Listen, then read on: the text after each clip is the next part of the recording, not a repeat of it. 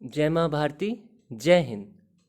आज का विषय 1919 जलियांवाला बाग हत्याकांड। यह आने वाली प्रतियोगी परीक्षाओं में महत्वपूर्ण भूमिका रखता है। इससे संभावित बहुत सारे प्रश्न पूछे जाते हैं।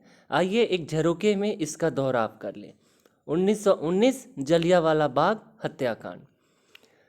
इतिहास के कई किताबों में इसे काले कानून की भी संज्ञा दी गई है। गांधी जी ने इसे ब्लैक एक्ट कहा क्योंकि इसके अंतर्गत बिना अपील, बिना वकील और बिना दलील के तहत ब्रिटिश मेंबर्स या फिर ब्रिटिश हुकूमत किसी भी भारतीय क्रांतिकारी को अरेस्ट कर सकती थी और उस पर ट्रायल किसी भी कोर्ट में नहीं किया जा सकता था। इस कानून के तहत ब्रिटिशों को एक छूट मिल गई कि जो भी राष्ट्रीय स्वतंत्रता आंदोलन से सीधे रूप से जुड़ा हो उनको उठा लिया जाए। रॉलेट सत्याग्रह मार्च अप्रैल 1919 के दौरान हुआ।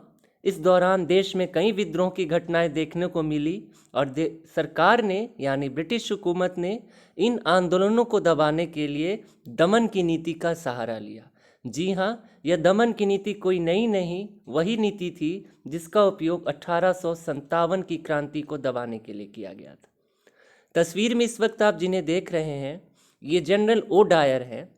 इन्होंने ही 1919 के जलियांवाला बाग हत्याकांड को अंजाम दिया। उस बाग में पहुंचने के बाद अगले 20 मिनट इनके मुखमंडल से सिर्फ फायर नाम के शब्द निकली थी। इन तस्वीरों में आप देख सकते हैं कि 1919 के समय भारत की क्या दुर्दशा थी, खासकर जब रॉलेट एक्ट पारित किया गया था। उस समय के समूचे अखबार, सारे आर्टिकल, सारे न्यूज़पेपर, सारे मैगजीन्स इन खबरों से भरे पड़े होते थे। न सिर्फ भारत के अपितु ब्रिटेन में छपने वाले न्यूज़पेपर भी, जिस तरह आप देख सकते हैं black bill number pass, Sole mockery of the debate, इस तरह की पत्रिकाएं, आर्टिकल छपना ब्रिटिश वर्ल्ड में एक आम बात हो गई थी। भारत में भी इस तरह की पत्रिकाएं छपती थी और इन्हें काफ़ी सराहना दिया जाता था। लोग इन्हें पढ़ते थे, लेकिन चूंकि रॉलेट एक्ट लागू हो चुका था तो एक तरह से यह कह सकते हैं कि अखबारों एवं प्रेस की स्वतंत्रता पर भी नियंत्रण कर दिया गया था।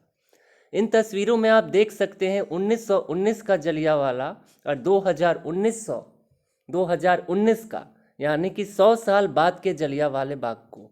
आज भी गोलियों के निशान वहाँ साफ देखे जा सकते हैं। उन शहीदों की याद में जिन लोगों ने वहाँ अपनी जान दी थी, अपनी कुर्बानियाँ दी थी, कई तरह के काव्य और कविता उनकी बड़ाई में लिखी गई। उन्होंने जो अपना बलिदान दिया वो वाकई काबिल तारीफ है। कहने वाले कहते हैं, जिस तरह आप तस्वीर में देख सकते हैं, यह कोई कुआं बाहर का कुआं नहीं है, यह वही जलियांवाला बाग के भीतर के कुआं है जो कि कुछ ही क्षणों में लाशों से भर गया था।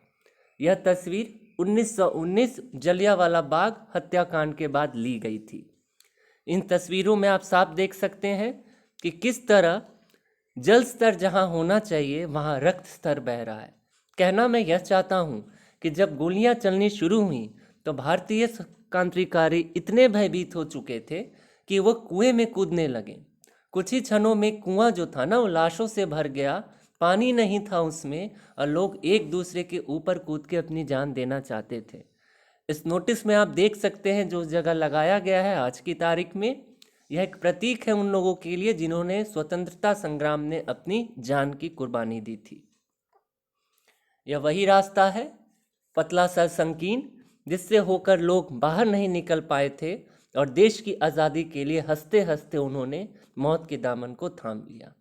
आज भी बुलेट मार्क्स यानी गोलियों के निशान वहाँ देखे जा सकते हैं, जो कि हमें उन दिनों की याद दिलाती हैं कि हमारे भारतीयों ने स्वतंत्रता को पाने के लिए कितना संघर्ष किया था।